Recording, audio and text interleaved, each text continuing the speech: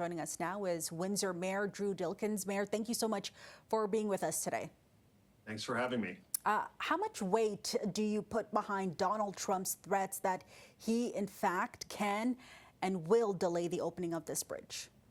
Well, I think it's really important to mention that the bridge is fully constructed and fully connected to the interstate systems and the highway systems on both sides of the border. The bridge was built partially with U.S. steel. U.S. steel was used in construction of the port of entry and the customs building on the U.S. side. And of the 15,000 men and women who helped build this bridge, 8,000 came from the United States. Canada has fully funded construction of the bridge. We're partners with the state of Michigan, who have been really good partners with our federal government. And we own the bridge 50-50. So we'll repay the cost of construction through tolls over a number of years. And once the bridge is repaid, then we're going to split the profits moving forward. So it just shows that the president is not fully informed on what's happening on the ground and the facts of the situation. And I hope once he is, he'll change his posture with respect to the Gordie Howe Bridge. I think a lot of us are also trying to wrap our minds behind what the U.S. president is saying here and the legalities around what sort of jurisdiction he has. Can he, in fact, as a U.S. president, delay the opening of this bridge? Well, don't forget the bridge received a U.S. presidential permit to be constructed in the first place. And so I would imagine when we are putting the better part of $6.5 billion into the ground, building this infrastructure, that smart lawyers on either the state level, the federal level on both sides, the provincial level would have said, well, when the bridge is built, we have agreement to actually staff and operate the bridge.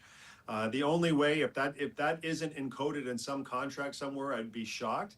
But the only way I think the president may have some leverage is if he's able to deal with staffing issues with respect to CBP officers and how they're assigned. But let's just hope that that is a non-issue. The bridge is fully constructed, ready to open, and it's in his own best interest and that of residents in Michigan, Ohio, Indiana, Kentucky, the rest of the United States to see this infrastructure open and facilitate more trade and faster trade between our two nations.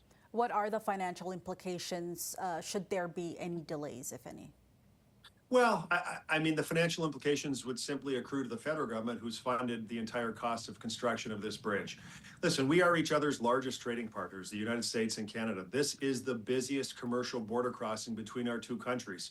A full third of all trade between our two countries flows through this corridor. So it's in our best interest to get it opened. It will be the fastest, smoothest, most technologically efficient border crossing between our two nations. And I like to say that if you had enough gas and you didn't have to sleep, you could drive from Montreal to Tijuana without ever stopping except at customs at this bridge. That's how fast and efficient it is.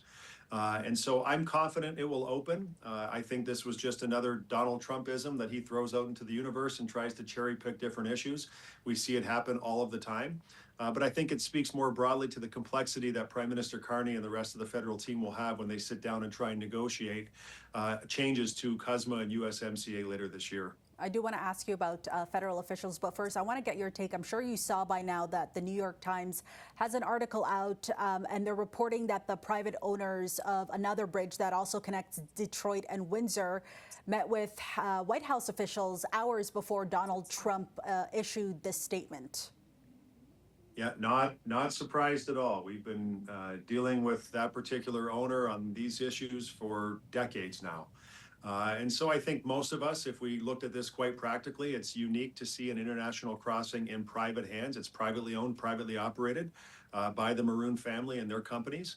And I think if any of us owned the Ambassador Bridge and we saw a new bridge being built that's probably going to take 70 or 80% of our traffic, we try and find ways also to delay the opening of that new bridge to make sure that we have a revenue stream. That being said, this has been tracking forward for the better part of 25 years. From the start of the conversation to the day the bridge opens, almost 25 years. Think of the successive presidents, prime ministers, governors, premiers, mayors that have been involved on all sides of the border helping to facilitate this bridge being built. It is built. It will open. There's no doubt about it. And you know, the fact that the owner of the other bridge is dissatisfied, the fact that he's going to lose some business, well, that's just the way the cookie crumbles. The bridge is going to open, and this was always contemplated, that this wasn't about putting the Ambassador Bridge out of business. This was all about redundancy after 9/11 and making sure we had additional capacity to meet the growing trade needs of our two nations based on these trade agreements that we have. And it's proven to be fruitful and successful, and I'm hopeful that we'll find a way to negotiate new agreements with the United States and Mexico that allow the success to continue.